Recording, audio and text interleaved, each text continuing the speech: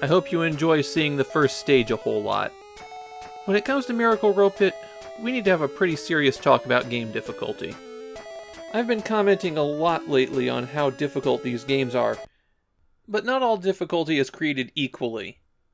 Some of these are difficult because they are games of skill, and that takes practice to complete, something which I just don't have any time for.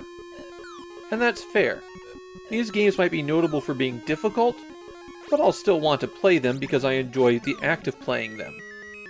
And then there are games that are difficult because of randomness, poor controls, that force players to repeat basic actions for a long period of time until they do it perfectly. And those games are difficult in a way that aren't fun. The only reason to look at those is masochism. Miracle Ropit falls into the second category. It's a quintessential example of a game that's difficult through cruelty, and I am never going to play it again after this. There are 3 parties responsible for this train wreck. King Records published it as their entry into Famicom games. They're only going to publish 3 games, and the other 2 will be adventure games that are better received. The title screen references Animation 20, and I haven't been able to figure out who they are. The name's just too generic to be searchable, and my Japanese sources for Miracle Ropit don't mention them at all. Since Miracle Ropit isn't based on anything, my best guess is that Animation 20 was a company that designed characters. But there's probably some strange story about them in this game that I just can't seem to find. And then we have the studio that developed it. Good old Micronics. Honestly, I think this might be their most technically competent game yet. I didn't see their trademark flickering. If you look at still screenshots, or maybe just a short clip, the game looks fine. Of course, when you actually try to play it, you'll quickly realize what a disaster it is. It's still more than we've seen from them in the past. The story in the manual is pretty complicated, so I'll boil it down for you. In the future, a young girl and her brother are kidnapped by aliens and taken to another dimension. She slips away, meets a friendly robot, and together they set off to rescue her brother. To do that, they have to complete 2 loops of 12 levels, and they have to do it all on 3 lives. There are no continues in this one. So when you lose a life on stage 1, just hit reset. You start out by controlling Ropit, and it can run, jump, and shoot. If Ropit drops from too great of height, its legs get smashed up into its body, and it can't jump very well. You have to walk around for a little bit, and then jump to restore its height. This winds up just being irritating instead of an interesting game mechanic. Inevitably, all it does is slow you down for a few seconds. If Ropit gets hit, then the girl emerges, and no, the girl is not given a name.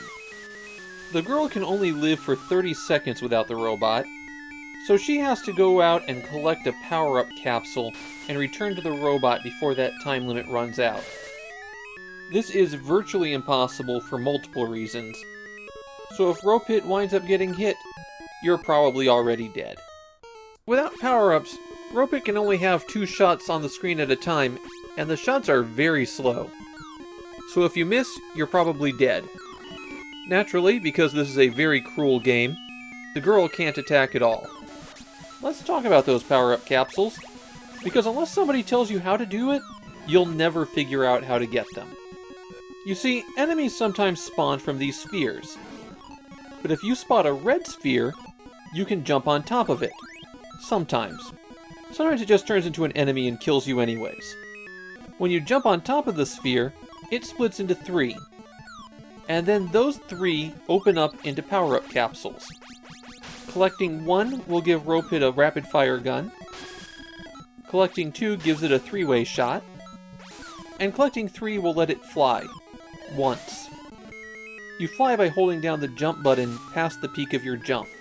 And then little flame jets come out. I've read that enemies can be hurt by those flame jets, but those same sources also say it's almost impossible to do. If the girl collects 3 power-up capsules, she can fly indefinitely. There's also this green triangle, and if you land on it, you become invincible for a short period. As for the enemies, Well, virtually everything that you see can hurt you.